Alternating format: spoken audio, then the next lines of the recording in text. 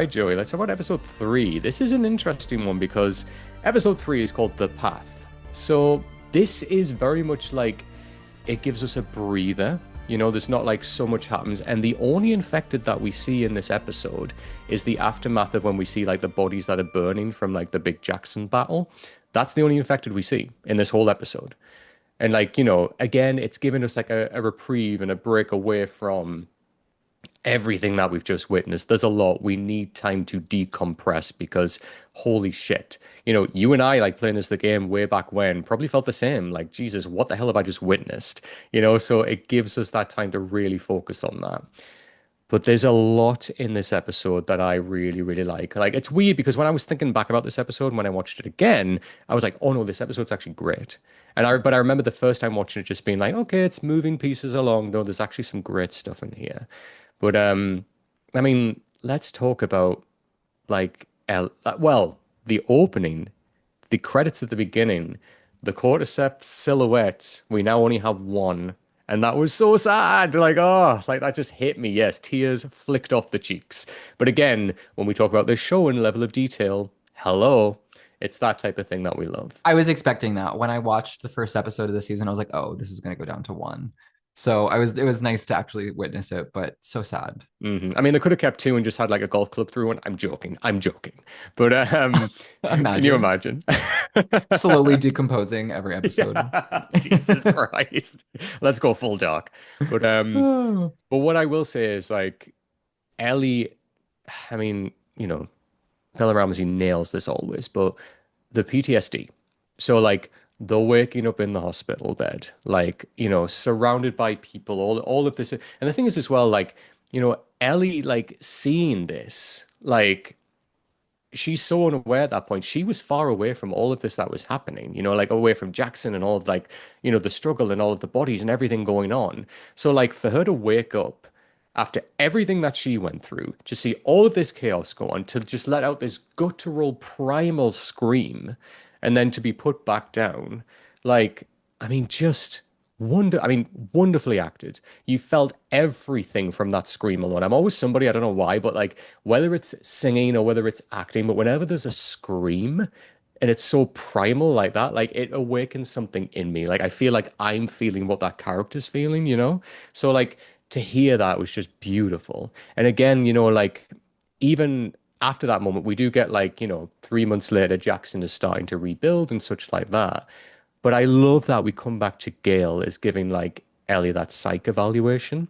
And even in that conversation, like they're kind of like, Ellie feels like she's got the upper hand, but Gail ain't stupid. Like Gail knows exactly what is happening in that conversation. And like when Ellie's just trying to say, like, like, yep, everything's good. And like even Gail says, like, oh, but not you know. You're not bad, you're okay.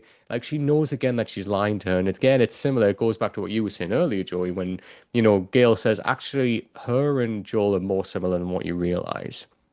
This is the same tactic again. Joel was actively lying to her, and we get exactly the same here where Ellie's like, I don't want to talk about him. And even like Gail tries to pry a little bit like about that conversation. When was the last time you saw him? Was it New Year's? Like, talking about that conversation about, on the porch. And Ellie just cuts her off. It's like, nope, we're not talking about that. I'm all good. I'll see you later. And I just think that's such a fascinating kind of mirror again to like the narratives that we tell ourselves of what happens and how much we want to share and how much Yeah. we choose not to. And when we're doing that with a person, how much they can see, how much is actually being hidden, even though that person thinks they're doing a good job. Yeah. What struck me at this beginning sequence most, if we look at this chronology of what's going on, we have the end of the episode, as we just discussed, of episode 2, where we have Ashley Johnson singing. Yes. And then we have the beginning of this episode where we have Ellie, who looks quite different than Ellie does in the show. Her hair Yeah. is parted down the middle, it's Hmm. straight. It looks like she's giving birth. If you didn't know what she's experiencing, you see her in this like hospital-esque setting. Mm. You see her with like some fabric draped around her chest. You see her hair just kind of like, I don't know, there's something that reminded me a bit of like the Mother Mary, or just like, something that Yeah. just felt very like female archetype innocence, Hmm. but there's trauma there. And I wonder if like using Ashley Johnson's voice as like the last time we see her in the show, she's giving birth to Ellie.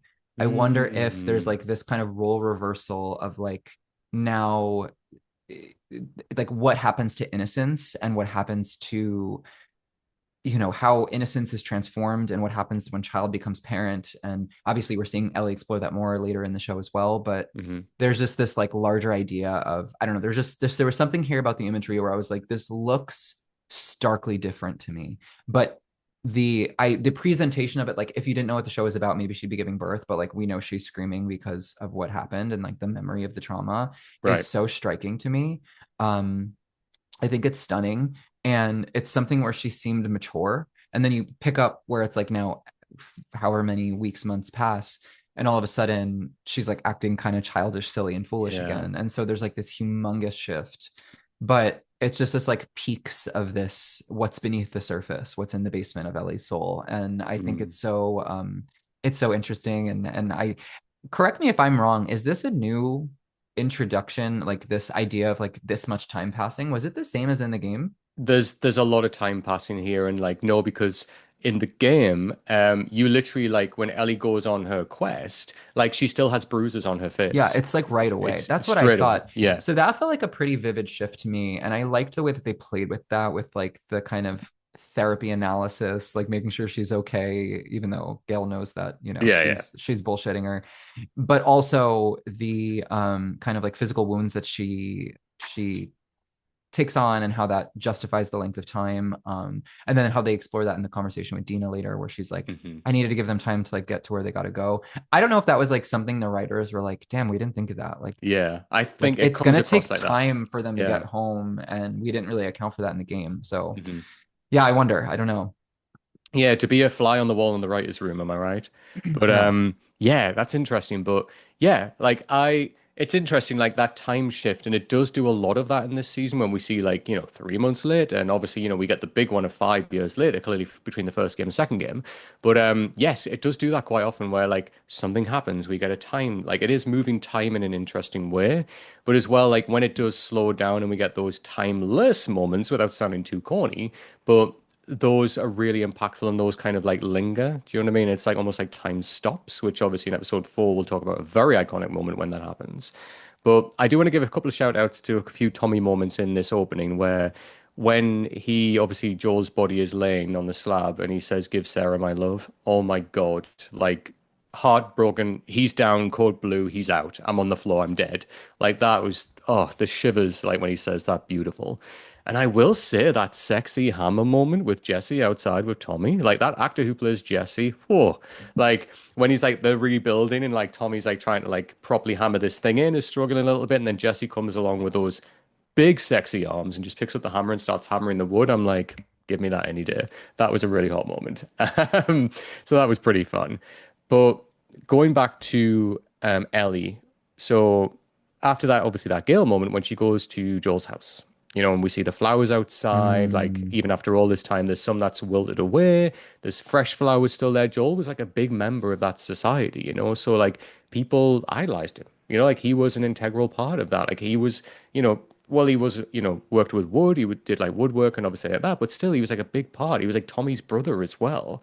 So I did like the beat for beats from the game in this. So like when she enters, like she smells his jacket, which is a moment that happens in the game. Like I do love like, when she goes into what was her old bedroom, which is significant for her being in the basement now, as you said, like when we see there's pictures of moths on the wall, which is very interesting given her tattoo and stuff like that. mhm. We see, And the posters of the counterpart to like, well, I guess it's fireflies, not butterflies anyway. Never mind. Yeah, but like even like insects like that, there's like such a Yeah. symbology with that there. And like even seeing the posters of Nirvana on the wall, which we know like she's gonna head to Seattle. Hello, Nirvana. Like it makes sense. Like even her taste of music there, and like, thematically it's leaning into when she sees the guitar later on. But I did love this small moment, which is so impactful and such a guiding force of this is the road Ellie is on now, is when she goes to like Joel's like woodwork office and like we see like on the bed that's there, we see the red box, which is from the game as well. And when she goes over to the red box and we see inside is Joel's watch, we see something folded up, and at the bottom we see his gun. This is a choice that Ellie makes, and she makes it right here. And it's so interesting that she makes it with things that were owned by Joel. Joel was the person that was forever trying to make decisions for Ellie. In this moment, she has the watch and she has the gun. And this is such a, it could go either way. This is Sophie's choice, where the watch, if she chose that, meant something completely different to choosing the gun. The gun means I am choosing vengeance. I am going on this path. That watch that is dead, that stopped the day that Sarah died, as we know from season one, episode one, meant like time almost stopped for Joel that moment. You know, we talked about the exploration of time, which was so interesting in season one. Ellie could take that point of almost stopping and not doing this, you know, just reintegrating into society, living her life, stopping. But choosing the gun was so iconic because that is straight away a symbol of I am getting this vengeance. I don't care what anyone else tells me. I don't care whatever else happens. In my mind, that girl is dead. And that's what I need to do. And I thought that was such a strong moment that was relived from the game. Yeah, I also think like if we explore the time stopping conversation, Yeah. especially if we explore PTSD psychologically is a result of inaction a lot of the Hmm. time. PTSD is more likely to develop or maybe exclusively develops when the person who is experiencing the trauma can't do anything about it. And so there's this idea of like feeling trapped, and that creates the kind of repetition of that happening in their brain, in their Mm. physiology, etc. So when Sarah dies, Joel can't do anything. Like it's done. Like it happens. There's nothing he can do. Yeah. Whereas Ellie is offered a different decision. She can do something about it. She can't bring back Joel, but she can avenge him. And so she takes that course more so than the Joel course, which was just kind of being like fixed in time and being just like a creature of that moment. She says, Mm. no, I'm going to move past this in my way and create a new reality, make a new decision by taking action. How that plays out, we'll see, but Hmm. it's still a decision. And Yeah. I think, this whole sequence was beautiful. I loved it so much. It's one of my favorite moments in the game. It's Yeah. so starkly silent after Hmm. such a traumatic moment. Even the flowers in front of Joel's fence, it's something you kind of Yeah. like walk by when you're playing the game. Yeah. You don't really like marinate in it, but the fact that the camera really sat on that for a moment, I thought was so gorgeous and stunning and like such a nice detail. Yeah, loved it. Obviously, we know that this house, it hosts a lot of memories, but we know like there's that one scene on the porch we haven't gotten to yet. Yeah. This house is definitely a space of, it's a fixed space for Joel and Ellie. And so for her Hmm. to kind of like walk through it and smell his clothing and choose the gun and take a step out of the house and move on, it's kind of like her funeral for him in a Yeah. sense. We see Tommy have this funeral, if you will, for Joel in that moment of, I'm just kind of going to say my piece to you, say goodbye to Sarah for me. It was like, or say hi to Sarah for me is very much like what someone would say at a wake or a funeral. Yeah. And I think Tommy has that experience with Joel, and Ellie has her own experience with Joel inside the house. Mm. So it was very, very, very beautiful. I thought it was stunning. The lighting, the coloring, the Yes. cinematography, so good. Yes. I was going to say like the lighting in particular, like the way the lighting's very interesting in this show, like the way it's done anyway. But like the lighting just, it's such an iconic imagery of The Last of Us and like the start screen of when you get like a window that's all like Yeah. overgrown, but the light is coming through. And we get kind of that here as well of when she is leaning into like smell the jacket and we see light coming into that bedroom. It's just such a purity in the way that they use light in this show in such an unpure world. And I just really love that. And yeah, just really handled super duper well. Obviously, as you said, you know, we do get Dina coming in later on, which is interesting because in the game, it's Tommy that comes in to speak to her with cookies. As I Yep. say it in my accent, I don't say cookies. It's Dina that comes in and obviously has that conversation, says, look, this is kind of my apology. I should have told you this earlier on because as we know, time has passed, but kind of lays down and says, look, you know, like I recognize this. I saw WLF. They were talking about this, you know, they're based in Seattle and kind of gives Ellie the information that she needs for like, oh, okay, I know what I gotta do. And I think what's really interesting as well is that, you know, the way that they together because like Dina's very much like, okay, you're doing this, I'm with you, like she's already like there. But I think what's interesting with this is that Ellie is actively reaching out to people to tell them like her plan. Like she talks to Tommy and says, this is what I want to do, like I'm going. Like she has that conversation with Jesse when he's like training her again, when she's like boxing and getting her like stamina and everything back up after so much time. And like she even says like, look, this is the plan. You've got to vote with me, like in the council meeting. Like we got it. Like I am doing this. It would be better to have everyone with me, but I am doing this. And it's so interesting that we don't really get a solid yes from him because he's still kind of like, I don't, okay. Like I see your vision, but I don't know if I'm fully there with you. And I just think that's really interesting because obviously when we get to the council meeting and like, you know, there are a lot of people that are like, I don't know if we can afford the resources to do this kind of mission, which is a very valid point. They're just rebuilding their town right now to go on a big vengeance mission might not make the most sense with everyone. And then of all the people that stand up and are with Ellie is the homophobic guy who's like, yes, we absolutely should. We should teach them a lesson, like blah, blah, blah, blah. We should show them we're not so weak and all of this.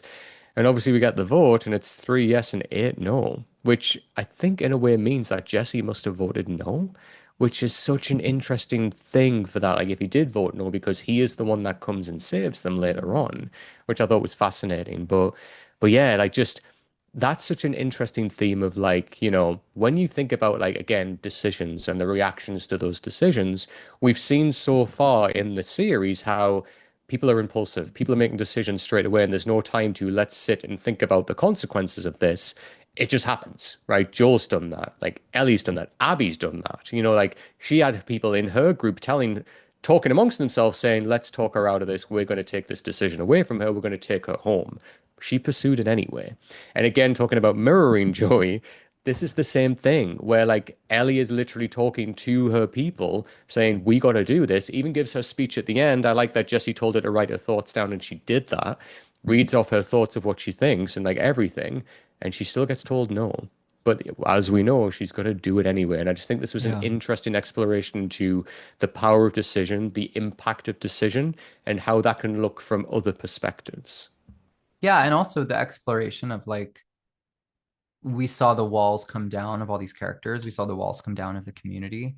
And there's this decision of like, do I put the walls back up? Do I Mm, rebuild or do I take a different action? And so I think the community, the consensus is that we want to rebuild. We don't want to become more vulnerable. right. And I think that's the responsible decision. Like if I was on that board, I would have voted the same because it just seems exceedingly reckless. Yeah. Um, and I think there's just this larger, like Jesse's role as a more grounded human and the potential that maybe he did vote no, I think is interesting because we're seeing like a changing of the guards at large with this community and with these people. So we had that interaction you brought up of Tommy, hammering the foundation of the building and they're rebuilding and Jesse steps in for him. And I think this is this kind of like passing of the torch of like, I'm going to be the one to rebuild the city.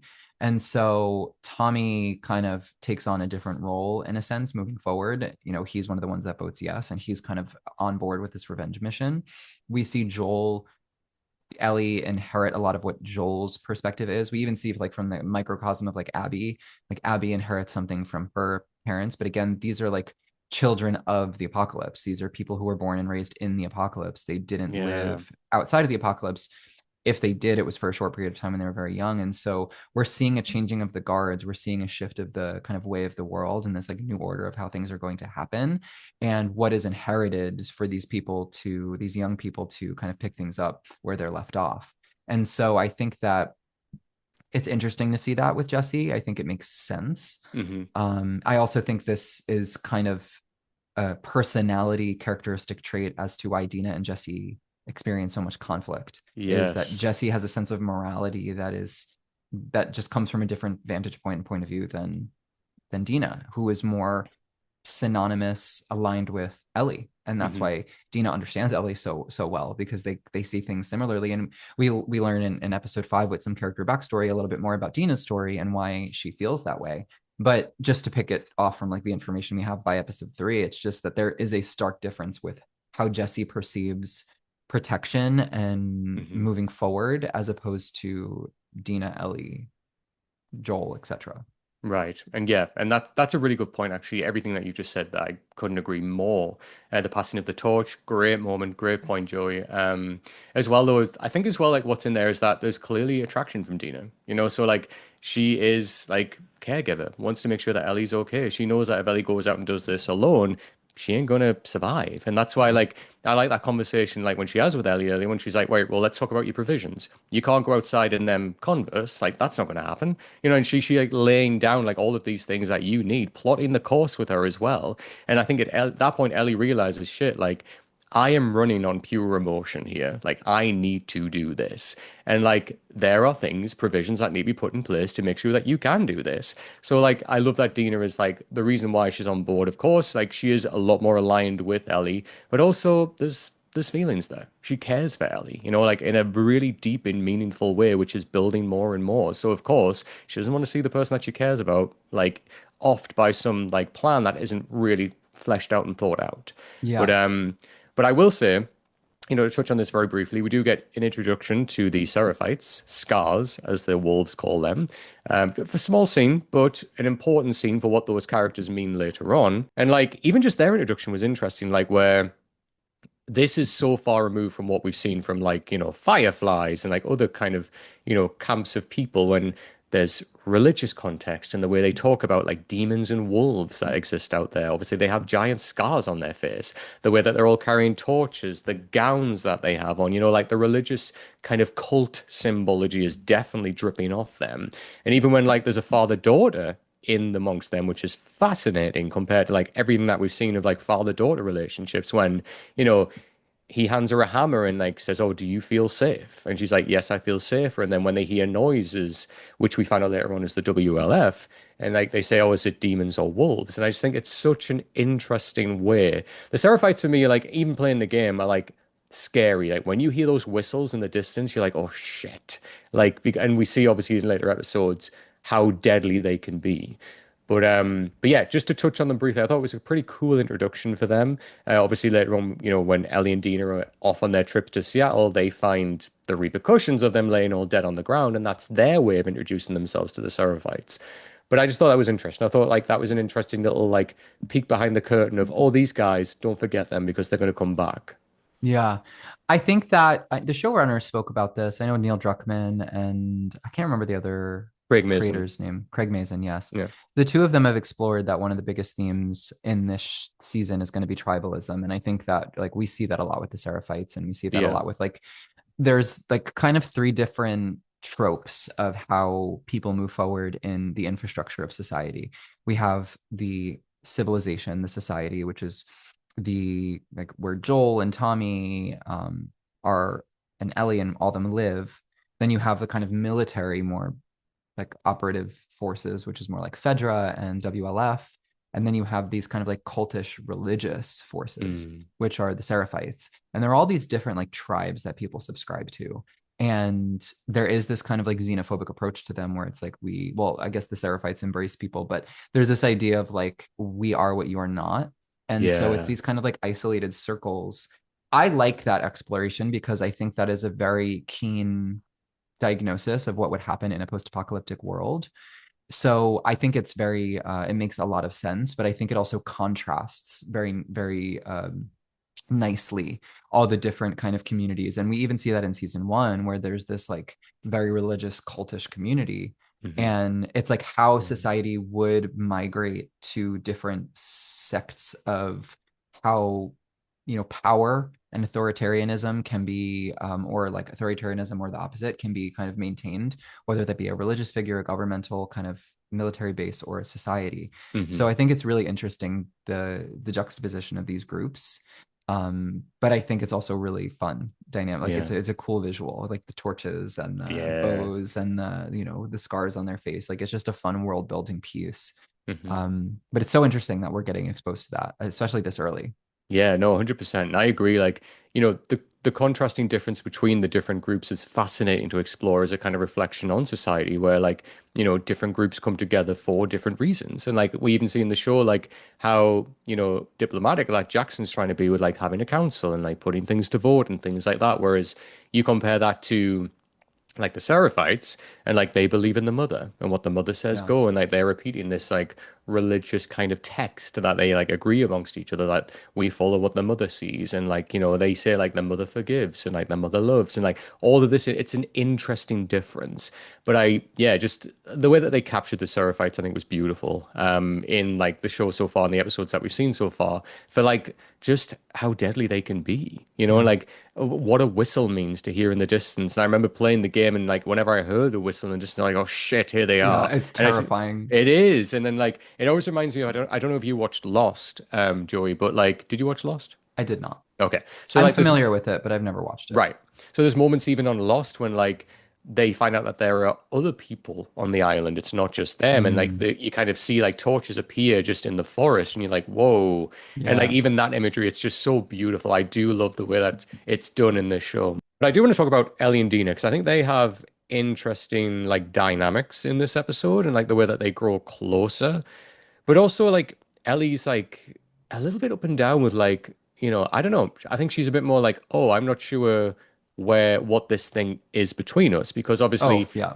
they have that moment in the tent, right? When like they're sleeping and like they're Hmm. talking about like, And Dina's kind Dina's a of little misleading. she is a little misleading. She Yeah. is like she's like saying, "Oh, like you're gay, I'm not." I mean, is she giving us bisexual representation? I hope so Yeah. because we need it.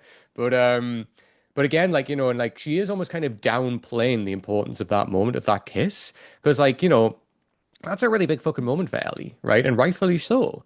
And then she's kind of downplaying it, like talking about, oh, like being drunk and like Ellie in that moment is a little bit like, oh, so did that not mean as much to you as what it did to me? And then kind of just like, well, good night, and like rolling over in the Yeah. tent. And like, I don't know, I just thought it was interesting. I think the game is a little bit more obvious with Dina's feelings. She's a lot more leaning flirtatiously with Ellie throughout and makes her feelings a lot more clear. But I think they're kind of giving us this, and I hate when media does this like dipping their toe in will they, won't they situation, because Yeah. I'm like, let's just cut to the chase. I Well, I hate think that it crap. creates more tension Yeah. to unfold in the story. So I think for that reason, it makes sense. Hmm. I do think that Dina is a bit more forward in the game, but I also think again when we're adapting personalities and characters to a different medium, a more like human-based medium, when it's like live action, it's real people. Yeah. It does read differently when things feel potentially a bit more characteristic. And I don't know if that quality of Dina would have come across as characteristic, but I do think that we are seeing more of a dynamic evolution and an arc of these characters where they start in one place and they move to get to another point. Whereas in the game, it's a little more like, okay, I'm here and then I'm here.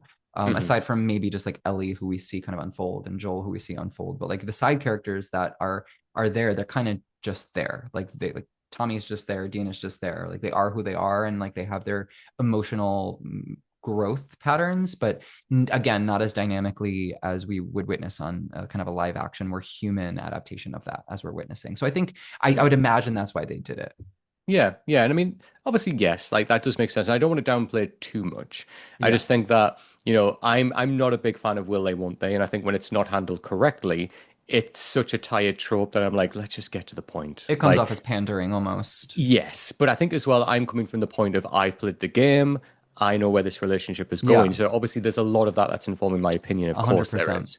But at the same time, like, yeah, like, and don't get me wrong, I love them together. I love their relationship. I'm just like, I want to get to the good stuff. So like, Yeah. I do understand why they are delaying it in the way that they are. And then we kind of like move towards the end of the episode here, really, when they continue on their trip. They do discover the bodies of the Seraphites, and this is kind of like their introduction to them, really, when like they find Hmm. this mass like grave of these people that have been wiped out. And even they mention like, oh, they've got scars on their face. And like, we see like the graffiti over the top of like, the mother, like symbology on the wall, which is interesting.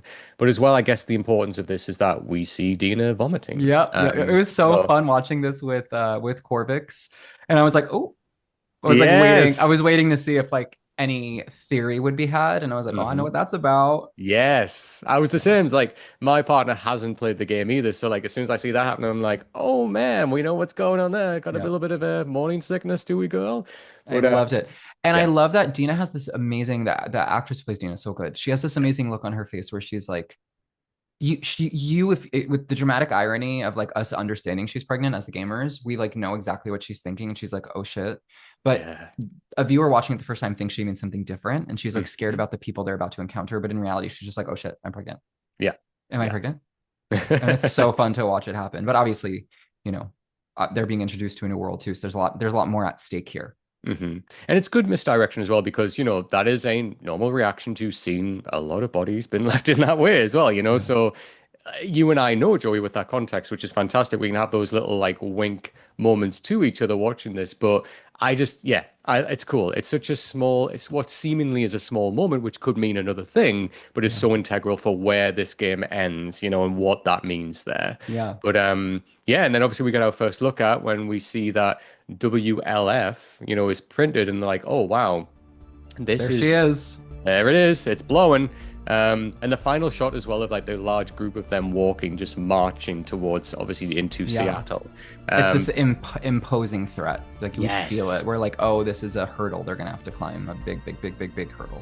Right. So that's it. And like the only impression we've had of them so far is like, that little crew that Abby was with. When we see this kind of militant looking group that is growing bigger and bigger as we see more of them marching towards the city, like yes, it is this imposing threat of, oh boy, this isn't just some little thing. This involves a lot of people. Yeah. But yeah, where do you stand with this episode out of 10, Joey? Where you rating it? I think 8.5. I love the house scene. So amazing. I think Oh, some of the other like nuances and changes felt good, but not like, I wasn't like, whoa, this is so amazing. So I'd say 8.5. It was really strong. I agree. It's weird because when I first watched it, I was like, it's about a 7. And then I watched it again, I was like, Adam, wake the hell up, slapping myself across the chops. Like this A isn't. lot's planted here, yeah. Yes, it's very much a Pacing like. is nice too. Pacing, imagery is beautiful. It's setting the scene for more to come. It's wonderfully done. As I say, for that house scene alone and what that means, it's got to be 8.5. I had 8 out Yeah. of 10, but I Okay. agree with you. It's Good. 8.5. Yeah. Amazing.